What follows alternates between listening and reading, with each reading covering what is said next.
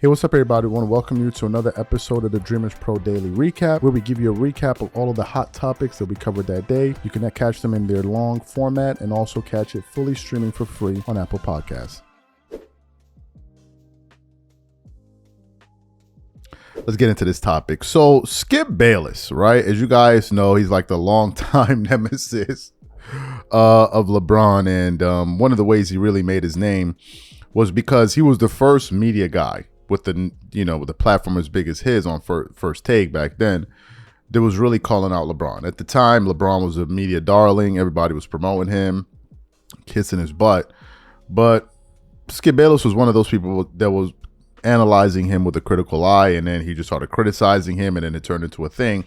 And now whenever people think of Skip Bayless, they think about him going at LeBron James. So yesterday, I saw a show that he published on his channel with the headline saying, LeBron James just flipped the script from playoff disaster to the Lakers failed and betrayed him. And this was a 49-minute show. So when I clicked on it, to be honest with you, as I started to watch it, I felt, okay, this particular show should have more views because it was actually a pretty good show. But then Skip just started to go in, man. He started to get at LeBron in ways that I just couldn't believe, to the point where he was calling him a con man and basically saying that the media has been covering for him for years. He's been the most protected star ever. And he went into this all-time rant, man. It was like he went on a rampage. And I'm like, man, this is something that we definitely got to talk about. So for those of you who didn't hear what Skip Bayless, it's a long show, like a 50-minute show, but we're going to play the most interesting parts for you now, and I'm going to come back and continue on. Take a listen to Skip here. Would you believe LeBron even went to the trouble of flying all the way to Cleveland to be randomly photographed with some poor Cavs undrafted free agent prop that LeBron used as a prop at the Cavs facility so that LeBron could get this picture leaked out onto social media so everybody would write about how, oh my God, LeBron is back home in Cleveland at the Cavs facility because he obviously wants to finish his career with the Cavs, and he's there now working out the details of the trade. Man, I laughed all weekend over this, and I'll hoot and holler some more about this in just a few minutes as I dig deeper into this diabolical ruse, which was pure media manipulating genius by LeBron and company. Seriously, LeBron should win some kind of Emmy or maybe even an Oscar for this screenplay and for this performance. LeBron is a one-man Ocean's 11. He's the talented Mr. Ripley James. Leo, Catch Him If You Can. Remember any of those movies? LeBron's a star, man. But now, just for a moment, let's all calm down. Just for half a second. And please remember the facts about what just actually happened. Now for the cold, hard reality.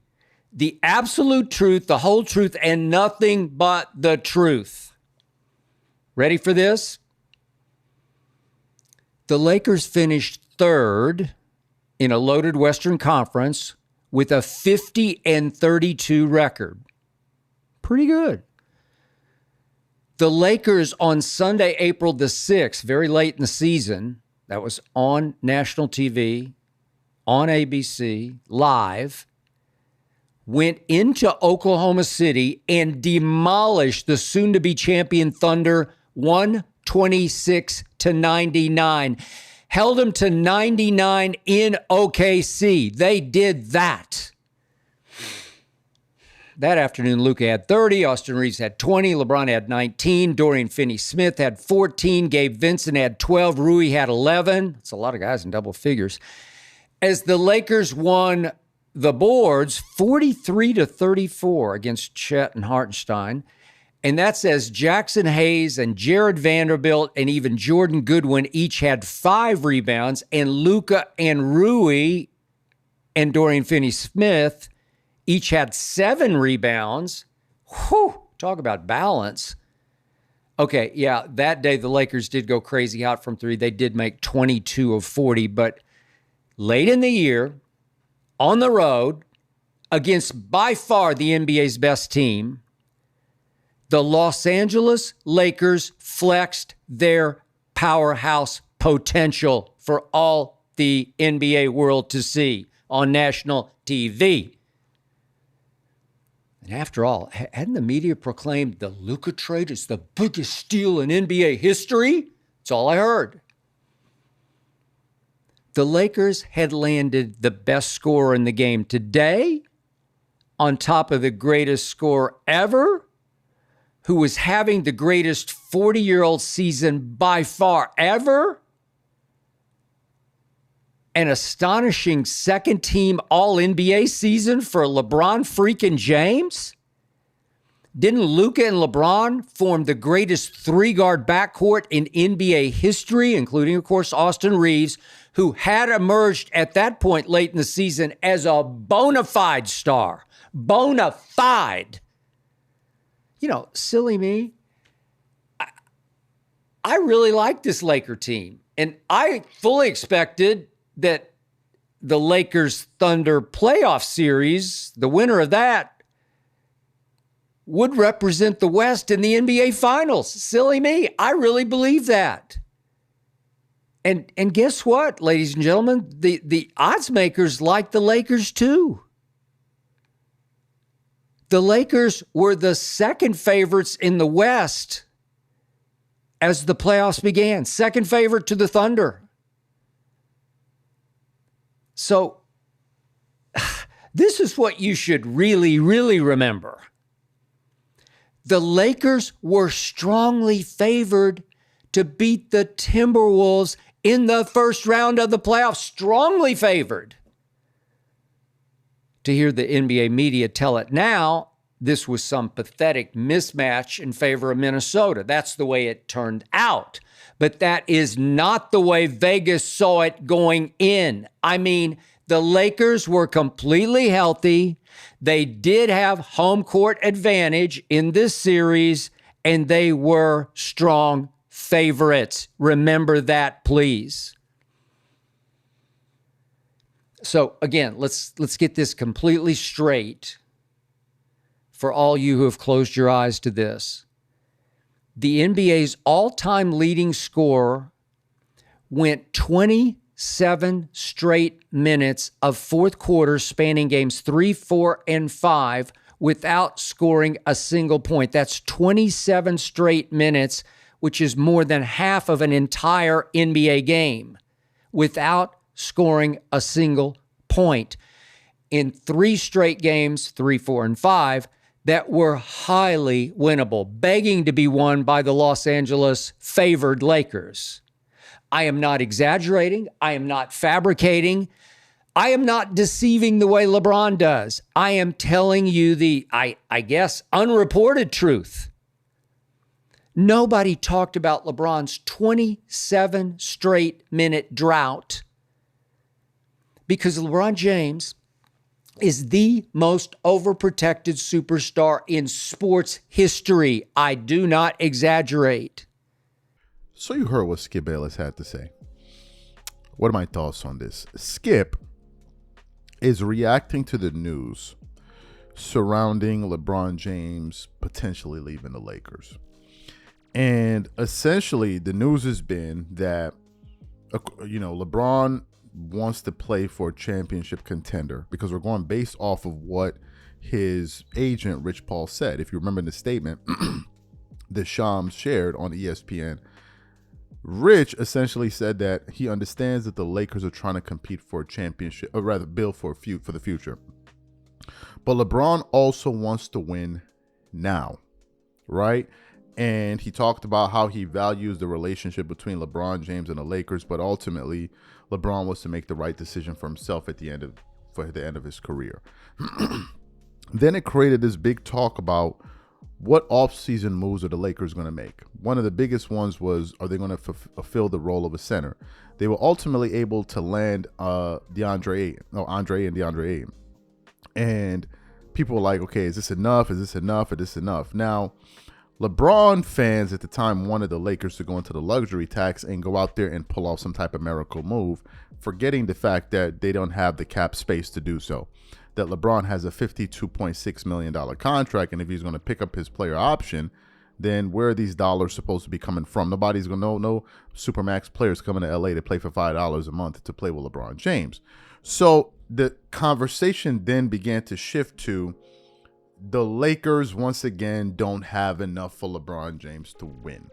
So Skip is seeing all of this, and Skip is speaking from the standpoint of no. You guys got this thing wrong. Going into the playoffs, the odds makers had the Lakers with the second best chance to come out of the Western Conference behind the Oklahoma City Thunder. He also said the odd makers and a lot of people picked the Lakers to beat the Minnesota Timberwolves. As a matter of fact, people were celebrating the fact that the Lakers were not going to be playing against the Golden State Warriors, and instead they had the Wolves. So Skip is now going through this historically and saying, no. Rich Paul and LeBron's camp and these guys are trying to pull a fast one on the media and fans. They're now trying to turn it into a situation in which he didn't have enough help. And Skip is saying, no, that's not the case. The case is LeBron was coming up short for the Lakers in a lot of these fourth quarters. Hence the reason he said that during that series is a 27-minute stretch where LeBron didn't score a single bucket. He then started to bring up fourth quarter scoring and all of that. So Skip's point is, this guy is trying to pull another ruse on the NBA and NBA fans by basically trying to make it seem as if, well, LeBron wants to win a championship and he wants a championship team. So therefore, if you guys don't have the requisite pieces, he may move. And Skip is like, no, you guys had enough to get out of that series, but LeBron didn't play well. He started talking about his plus minus and all, and those are real numbers. That's real data. So that's the point Skip Bayless is trying to prove, or really amplify, so people can understand it. And in the midst of all of the noise, I absolutely forgot about that. We forgot about the fact that a lot of people picked the Lakers to trounce the Minnesota Timberwolves. I didn't. I thought the Wolves were going to win that series, but a lot of people felt and people would celebrate. I remember Shannon Sharp, not one, not two, not 10, not 4, like not 5. We remember the entire thing. It was only a few months ago. But now, given the fact that Rich Paul has now put out that statement, it now creates a scenario in which it's like, well, no, LeBron never had enough help. And Skip is like, no. Pump the brakes. You guys were good enough, is that your guy didn't deliver. And now you're trying to pull a fast one on everybody and make it seem like as if, well, what you have isn't good enough based off of Rich Paul's comments, when in reality, you should have been good enough to at least get out of the first round, and LeBron played a part in that not taking place. That's the point that Skip is basically trying to prove. And I had never thought about that. And to be frank with you, given all of the data that he was able to trot out, he makes a very good point. Now, he spoke about the fact that LeBron is protected by the media. That's a fact. That's a fact. A lot of the guys in media, all LeBron guys and LeBron apologists. So he's absolutely right about that. But so Skip Bayless recently went on a rampage on his channel where he dropped an episode yesterday titled, LeBron James just flipped the script from playoff disaster to the Lakers failed and betrayed him. It's about a 50-minute segment. I suggest you guys go watch it because he dropped a lot of gems in that particular episode. And he, as I was watching him, he dropped a set of information that I was unaware of. And the information was LeBron's playoff record since he joined the Lakers. When he read off LeBron's playoff record, I damn near fell out of my chair because I couldn't believe that's what it was. And we want to play that. But after hearing his record, I decided to do something that we haven't done in probably like a year and a half, which is really get back to one of our research-driven shows. And today we had the time to do it. And we crunched some numbers. Folks, the numbers we have for y'all today, LeBron ain't going to come out looking good in this show, bro. So if you're a temperamental LeBron fan, if you are one of those guys that rubs honey all over your ankles every day in the morning, this ain't going to be one of the shows for you, bro. It's going to get bad. Like really, really, really bad. Take a listen to what Skip Bayless had to say here. Alex Caruso was a Laker when they won that Mickey Mouse championship in Orlando. And maybe you caught this, but after Caruso's Thunder won this year's championship, Caruso said, and I quote, "Now I have a real one," meaning a genuinely won ring, not a cubic zirconia. Yet, even if we count that championship run in the bubble, LeBron is only 28-25 as a Laker in the playoffs. Only 28-25. And some people try to make the case he's the GOAT. That's more of a Billy Goat record. A Billy Goat eating tin cans record. I am not making this up. You can look it up. 28-25 in the playoffs as a Los Angeles Laker, including 2-12 in his last 3 series. Lord have mercy. So you heard what he had to say. LeBron's playoff record with the Lakers is 28-25. That is damn near a 500 record. And if you juxtapose it with the talent he has played with throughout the duration of his time with the Lakers, it's egregious. And it's an incredible failure.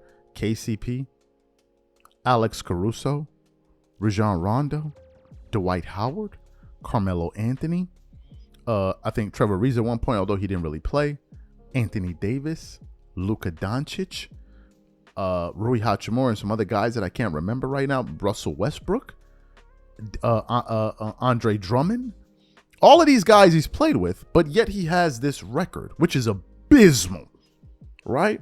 So then I just started to do a little bit of research here to take it a step further. And I said, what's Kobe Bryant's playoff record with the Lakers?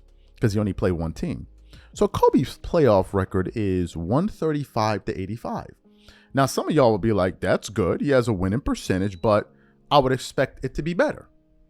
There's a reason for that, but we're going to get to that later.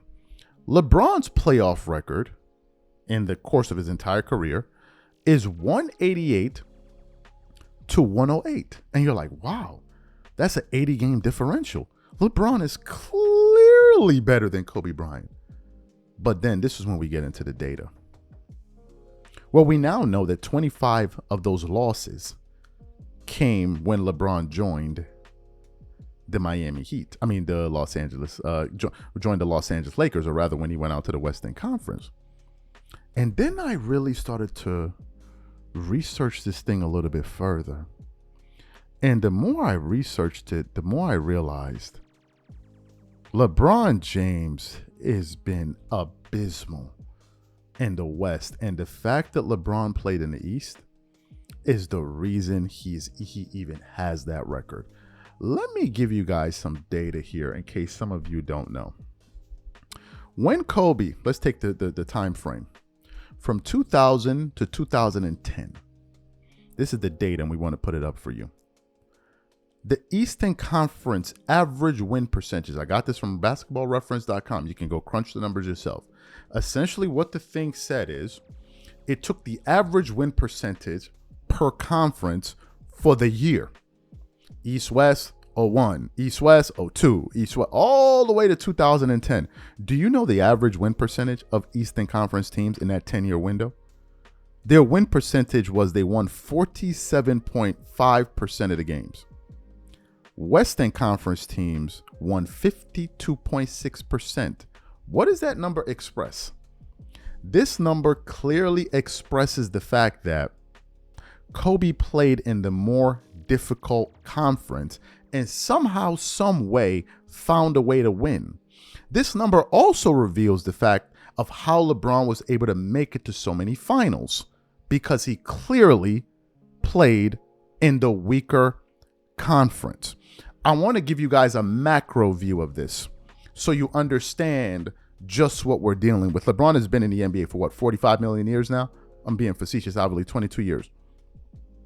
Here is the data of the winning percentage from the year 2000 to 2025, East versus West. The East win percentage is 47.9. whereas the West is 52.2. What this number indicates is that the West has been the better conference for the last 25 years. Kobe spent 20 of those years in that conference. Of those 20 years, he went to the finals, playing harder teams. Not because I said so, because the data indicates such. But LeBron played in a weaker conference, and therefore he was able to make it to so many NBA finals. Which then now begs the question. If LeBron is as great as you say he is, why hasn't he been able to win more? And the simple answer to your question is this. LeBron is struggling to win because he is now in a tougher conference. That's the reason. He's made it to one finals in a very unique year. And had it not been that bubble year, he would have never sniffed an NBA finals at all. So what does this truly say about the players? What does it say? To me, it says Kobe was better at winning under more strict and strenuous conditions. And LeBron was able to bask in a very weak conference where he was able to beat up on weak teams.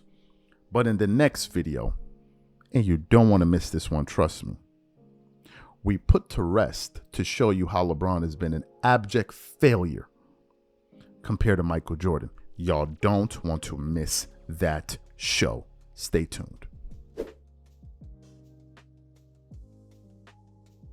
We've all rather had to sit down and endure this fake GOAT debate that's made up of a bunch of smoke and mirrors, and listen to people tell us why this LeBron Jordan GOAT debate is a real thing, when in reality, it's just a debate made up of just a bunch of popcorn and confetti. Nothing. Absolutely nothing. And we have done countless shows on this bloody topic. Countless shows on this bloody topic. So what happened? I came across a show that I was watching about Skip Bayless, where he revealed LeBron's playoff record since he joined the Lakers, which is an abysmal 28-25. But I want you guys to listen to what Skip said, because we have a larger show that we want to get to. Quickly listen to what Skip said in this sound. Take a listen to that quickly. Alex Caruso was a Laker when they won that Mickey Mouse championship in Orlando. And maybe you caught this, but after Caruso's Thunder won this year's championship, Caruso said, and I quote, "Now I have a real one," meaning a genuinely won ring, not a cubic zirconia. Yet, even if we count that championship run in the bubble, LeBron is only 28-25 as a Laker in the playoffs. Only 28-25. And some people try to make the case he's the GOAT. That's more of a Billy Goat record. A Billy Goat eating tin cans record. I am not making this up. You can look it up. 28-25 in the playoffs as a Los Angeles Laker, including 2-12 in his last 3 series. Lord have mercy. Great. You heard what Skip said. Now, let's get into this show here. And I'm going to enjoy this show immensely because we did some serious research for this one. LeBron fans have tried every angle to try to turn this thing into a GOAT debate. They realized they couldn't argue against Jordan head up. So what they then started to do was come up with these obtuse, obscure arguments. One of them was, oh, we're done with the 90s. We're done with the 90s. They try to put together a compilation of clips of like 90 players, just a bunch of stupidity, right? Bunch of total stupidity. But then they took it a step further because they're losers. So they said, oh, Jordan wasn't that good. He played weak competition compared to LeBron James, because they're talking about the 2 years he played Kevin Durant. Oh, he played weaker competition. Now, most of us know inherently that that's absolute bullshit. Most of us know this. When we say LeBron played in a weak East, we all know this, but for whatever reason, LeBron fans seem to deny it, and it seems to just be like a trite talking point.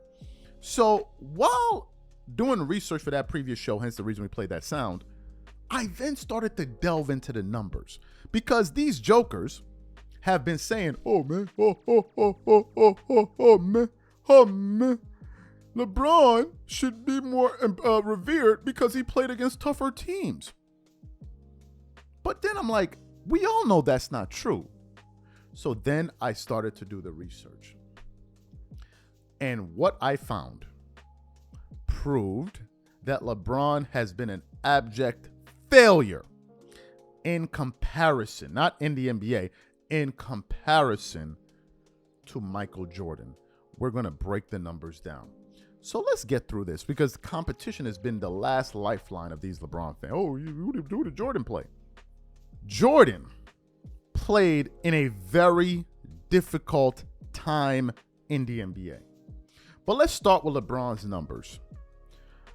LeBron James, when he played in the East, from the year 2003 to 2017, the average win percentage of teams in the Eastern Conference compared to teams in the Western Conference, okay? And I want you guys to look at this. Teams in the East won 47.7% of their games, had a winning percentage, rather. Whereas teams in the West had a 52.4% win percentage. What does these integers indicate? It indicates that Western Conference teams generally had better records because they were winning more games than Eastern Conference teams. If you try to visualize these numbers, these are like 50 win teams compared to 40 win teams. So LeBron spent close to 15 years of his career in a conference where teams were weaker than teams in the West. This is not my opinion. This is the actual data. You can go punch it up on Basketball Reference and see free because they've tried to hold on to this stupid, pitiful argument of, oh, LeBron played more. It's a lie. It's a lie. It's a lie. It's always been a lie.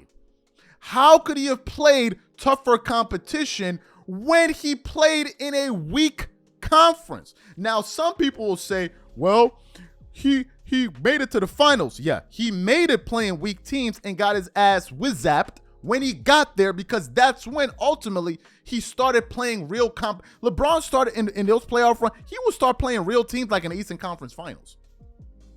In the second round, that's when he would start playing real teams. Whereas in the West, you're playing them all season long. And then from the first round all the way, Kobe was facing the Spurs. He was facing real deal teams. The team LeBron faced in the finals in 2013, Kobe was facing in round 1 in the Thunder. The team he would play in the finals are teams Kobe would play in round 1. But I want to get to the larger point. Because these jokers like to say, oh, but Jordan didn't play against nobody. Jordan didn't. Let's get to the time when Jordan played in the East, his career. When Jordan played in the East, from 84 to 98, the win percentage was 50.6. That's the winning percentage of teams in the East. The winning percentage in the West was 49.4. This number shows that the East was stronger than the West when Jordan played.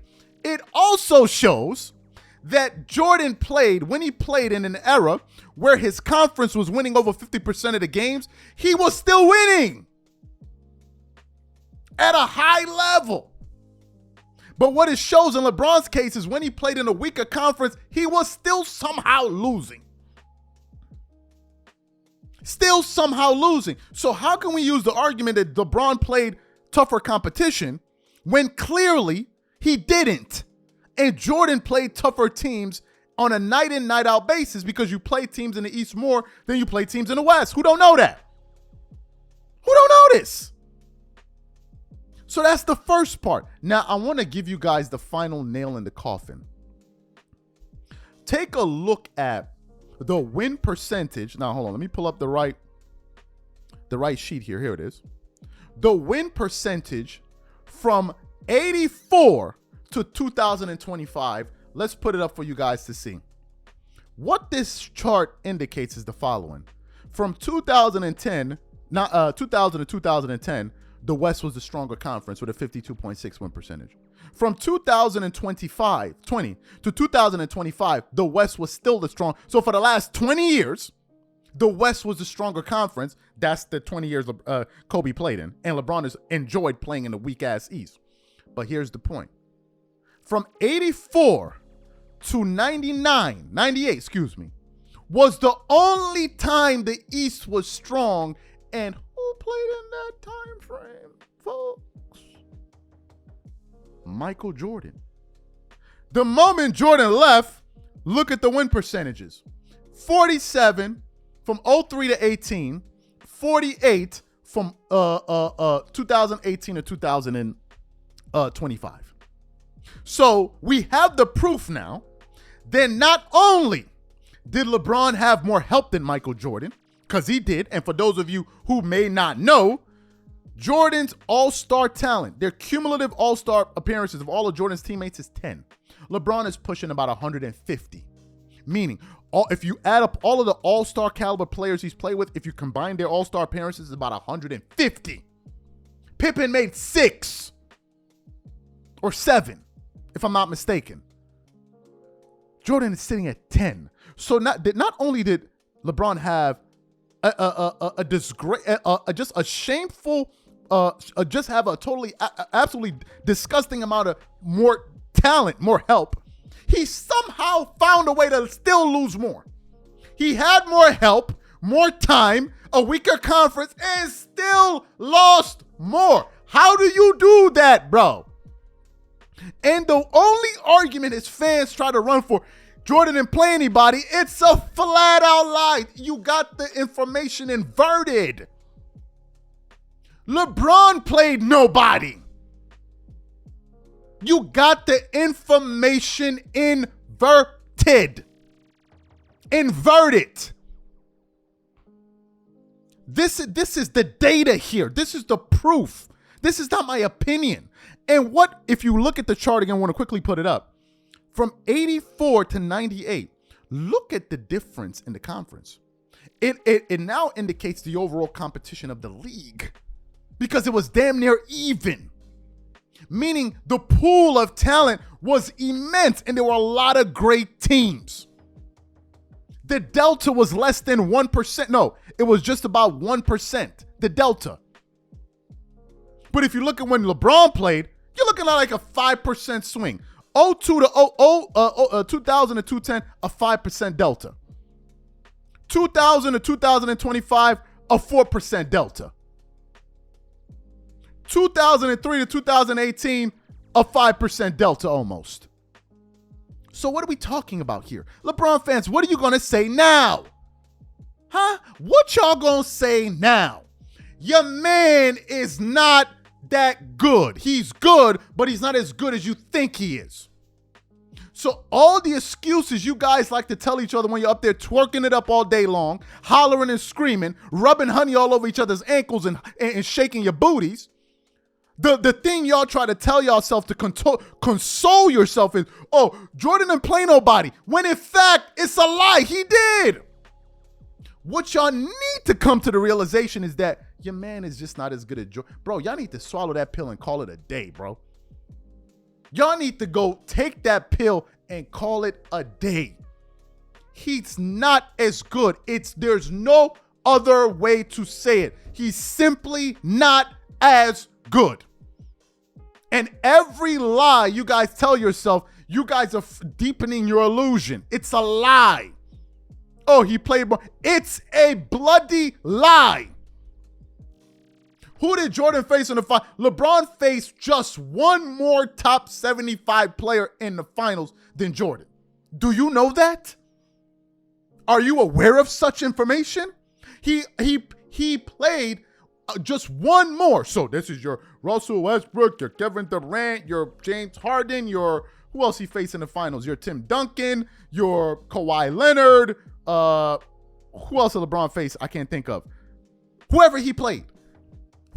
If you add all of those 75 guys, you now juxtapose it with the 75 guys that Jordan played against, it's about a one-player difference.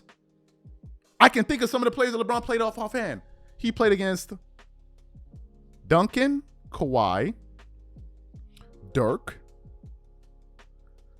who else? Curry, Harden, Westbrook, and Durant. Those are 7 that I got. Just thinking off the top of my head. Jordan played against Worthy, Magic, Peyton, Barkley, Stockton, Malone, and maybe there's somebody else I'm missing. Now, unless you guys want to take it to the next stupid level and say, well, those guys are not good, now we're going to know how stupid the fan base is. Because y'all are not far away from, I know some of y'all thought, well, those guys aren't really that good. I know y'all thinking that because y'all are a bunch of bozos. They still trying to find ways. Yeah, they're good, but are they really good? You know the Russell Westbrook I just counted? Wasn't he the same Russell Westbrook y'all was trashing? Yeah, he part of that too. Now, who are the top 75 guys Jordan played with? My memory only gives me 2. Rodman, Pippen. Who are the top 75 guys LeBron James played with? Beat me? Can you tell me, pumpkin? Can y'all tell me? I can think of a few. Dwayne Wade, Anthony Davis. There's somebody else I'm forgetting. Dwayne Wade, Anthony Davis. There's a few more. Russell Westbrook. There's a few more players I can think of right now. Carmelo Anthony. Some of y'all are, Carmelo was old. He was 37. Yeah, Rodman was 37 in 98. So the point I want to close on is this. For the people in the back. The lie that, LeBron faced more, it's a lie. It's a bloody lie. That's the first thing. Jordan faced more competition because he was playing tougher teams. That's number 1. Number 2, LeBron has had more help than Michael Jordan. When you guys show me a player like Luka Doncic that Michael Jordan played with, or Anthony Davis, I'll take you guys seriously on that point. The second bit of information is that LeBron has played in a weaker conference for the majority of his career. And somehow, some way, he still found a way to lose more. And if you include the factor of time, he has had about 7 more years to play, and he's still sitting on 4. It shows you that he's a failure in comparison to Jordan. He's a winner in comparison to himself or lesser players, not to Michael Jordan. They're not on the same level. He's not on the same level as Kobe. I'm sorry to break it to you, he's not. We were doing this show talking about scoring and all of this. Listen, what's the hardest thing to be in basketball? Anybody will tell you that knows basketball is to be a two-way player, right? That's the hardest thing. Kobe was scoring 28 a night and making all first defensive teams. When was the last team LeBron made that was a defensive team? Let me just quickly pull this up because y'all be bugging.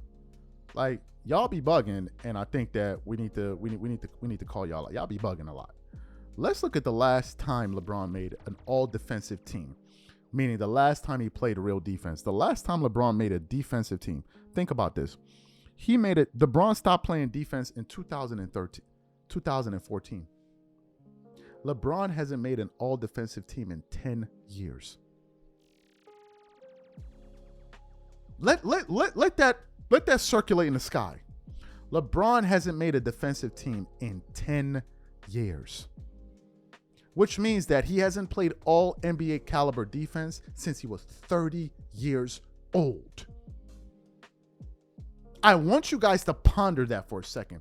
Since the age of 30, He stopped playing all NBA caliber defense at the age of 30. At the age of 30, bro. Let's pull up Jordan, because he retired with the Bulls at 35.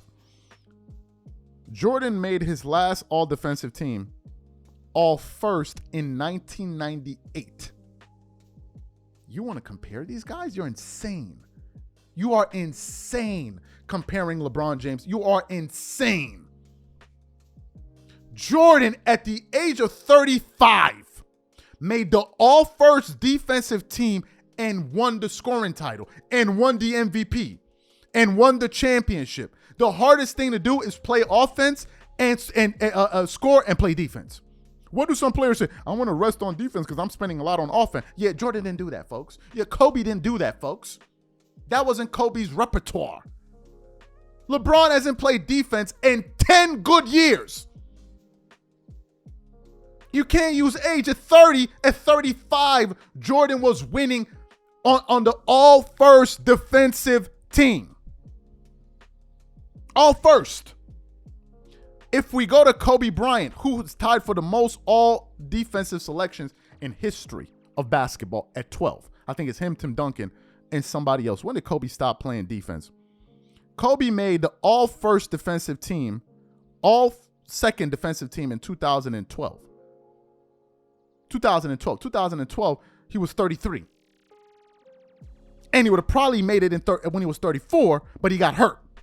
That's when he ruptured his Achilles. So those guys actually play defense, not like your boy. Not like your boy. Y'all try to act like y'all doing something. It's just that I don't used to have the time to do these long-ass research shows. Ask about me. I used to do it. You jigaboos think low and all them dudes is wise. Nah. I used to do them. I would research the hell out of these shows. It's just I don't have the time no more to be doing that. We got other things. I got a different channel. We got a lot of stuff going on. But I don't be playing when it comes to this research game. I don't be playing with it. They're not on the same level. Son has played weak teams his entire career. That's a fact. The numbers stated. When LeBron played in the East, for the majority of his basketball time in the Eastern Conference, let me pull up the data for the people in the back. Maybe y'all ain't see it. The win percentage was 47%. And he loved it. Oh, go to the finals. You go to the finals. Why you keep losing if you're so good? How come you get bad all of a sudden in the finals? How come? Because that's when you started playing real teams. That's when you started playing the real teams. Meanwhile, Jordan did that for his entire career. And was playing defense. Yo, LeBron hasn't played defense in 10 years. We need to make a commercial. In 10 years. He hasn't made an all-defensive team in 10 good years. 10 of them. Do you know how crazy that is? You understand how insane that is, bro? Meanwhile, Jordan was doing it till he was 35. When he was 40, he was still playing defense. Kobe did it till he was 34, 33, 34. Then he got injured. All second defensive team. But y'all want to compare them? What that say about when you play? It shows you got heart. It shows you got heart. I'm willing to get dirty in the mud with it. I'm ready.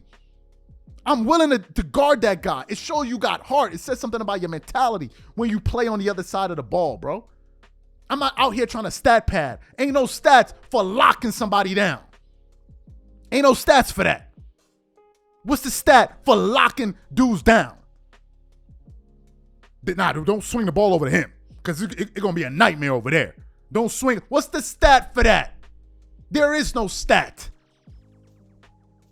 All you guys sit up there and do is talk about superficial stats. But even when it comes to that, Jordan still got you beat.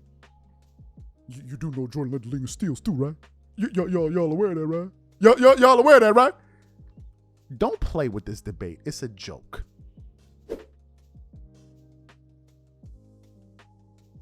So today we're going to be once again backing up Kobe Bryant. Okay? And it feels good to see that Kobe fans are beginning to discover this channel and understand that they have another voice here that's been defending Kobe Bryant for years, literally since we've been on YouTube. So yesterday we did a show, a live, reacting to the ignorant ass Jeff Teague, the proverbial bench warmer, right? The career bench warmer in the NBA, one-time All-Star, Jeff Teague, found himself poking fun at Kobe Bryant, talking about some damn ISO Joe was giving LeBron Kobe buckets, and then one of his friends in the back talking about, yeah, and I'll cook Kobe too. And I'm like, yo, what are we doing, bro? You got dudes like Jeff Teague running up on us talking about Kobe Bryant, dudes like Norris Cole. And now we've reached the point, it's like, as long as you played in the NBA, whether or not you are great or not, you can now talk on players like Kobe Bryant. This is where we are right now with NBA podcasts. Players are allowed to get away with every kind of nonsense because they can at least say, well, I played in the NBA, so therefore y'all need to be taking me seriously. That's the problem. So after that live, that went down, some people that follow me on IG, again, follow me on Instagram, my handle, CTABANZ, started hitting me up. And one of them, I forgot his name, apologize for that, sends me a video that I didn't remember, I don't really think I knew, was of Inside the NBA with Ernie and Kenny and these guys. And they were talking about the player of the decade from 2000 to 2010. And I was like, I don't remember this. Well, apparently what they did was they conducted a vote from NBA fans, and they were essentially trying to understand who fans thought was the player of the decades from 2000 to 2010. And they had people up there like Shaq, Tim Duncan, LeBron James, all of these people. And to no one's surprise at the time, over 50% of NBA fans thought that Kobe Bryant was the player of the decade. For those of you who have never heard this or probably don't remember this sound, we want to play it for you now, and then want to come back and continue on the show. Take a listen to what these guys had to say here. Okay, we've had this whole all-decade thing going on for weeks and weeks, and we've had you guys vote online. We revealed the winners in all those different categories in our show on Saturday, but left one category still to go to be announced tonight, and that is the player of the decade. And the announcers at TNT and NBA TV, we filled out a ballot, had 12 players on it, ranked them 1 through 6, and then we gave you that ballot and let you decide of those 6 who was the player of the decade. Are we ready to reveal the results? No drum roll necessary because we don't have one. And here it is, the player of the decade as voted on by you, the fans at NBA.com, Kobe Bryant. Are you kidding? In wow. a runaway 54%. Then LeBron James. Ernie.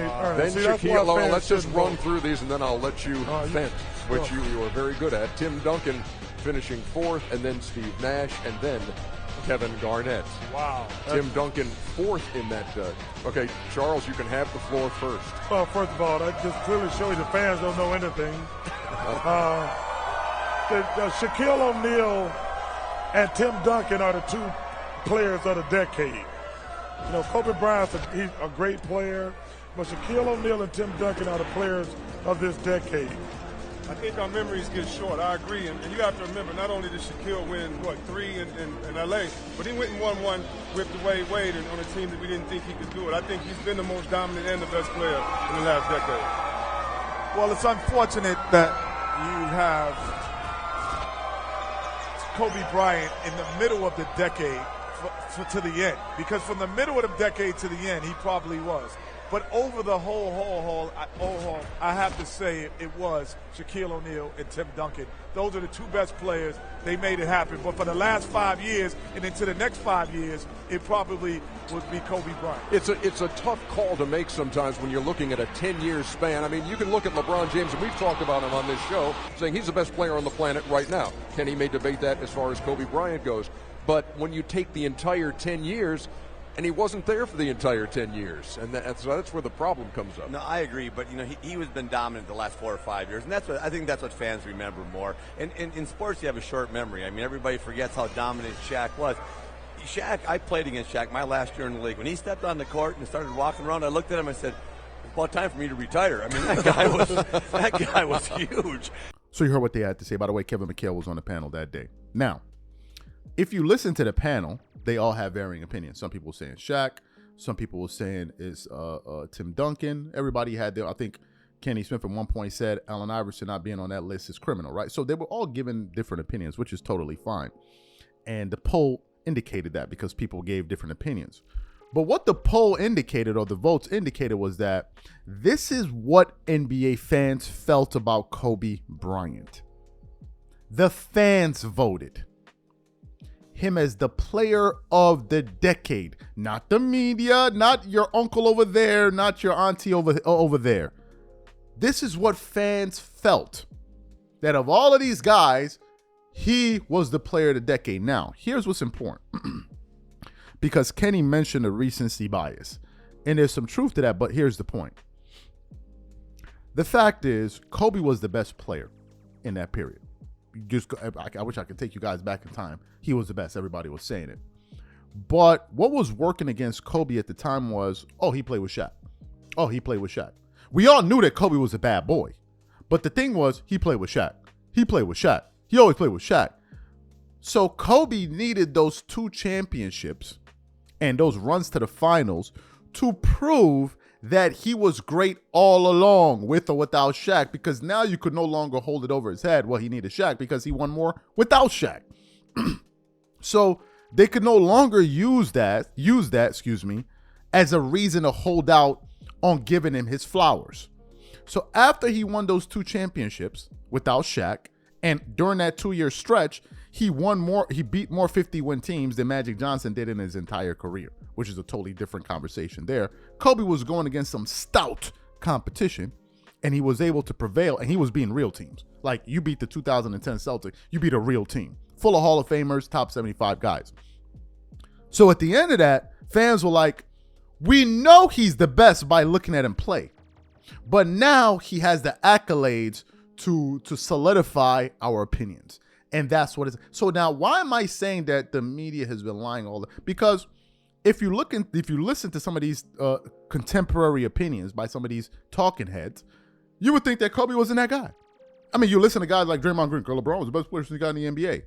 If you listen to people like Nick Wright, look, Kobe was never viewed as the best player in the. These are the liars that we have in media. Nick Wright is a bold-faced liar. You listen to all of these bozos running around here hollering and screaming. We then now hear that fans felt differently. And at that time, social media wasn't really a thing. YouTube came out in 2005. Content creators weren't making content like that. So now you're hearing what people really thought, and it flies in the face of all of the lies that have been propagated all throughout the last decade or so. I'm not saying this. This is what fans said. And LeBron was in the NBA. At that point, he had been in the NBA for 7 good years. 7 good years.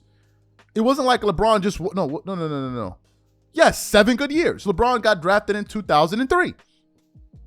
7 good years. Now, the part where I also say the media is lying, so get this. LeBron received about 17% of the vote. In 2011, let's move to the next decade now, because Kobe finished winning that decade. So the next decade, 11, LeBron had his collapse in the finals. So you're telling me from 12 to 16, LeBron now passed Kobe in a 5-year window? And in that 5-year window, he won 3 championships. He had a mental collapse in one of them. He got blown out by a record margin in the NBA Finals in another one. And with the other 2 championships, he passed Kobe. Are you even joking? Are you even joking? But this is what they tried to tell us. This is what they're trying to tell us. And they've been successful to a certain degree. Now, those of us who have a good memory and were around to see it, we're pushing back. We're pushing back. So it's not just me saying Kobe was that dude.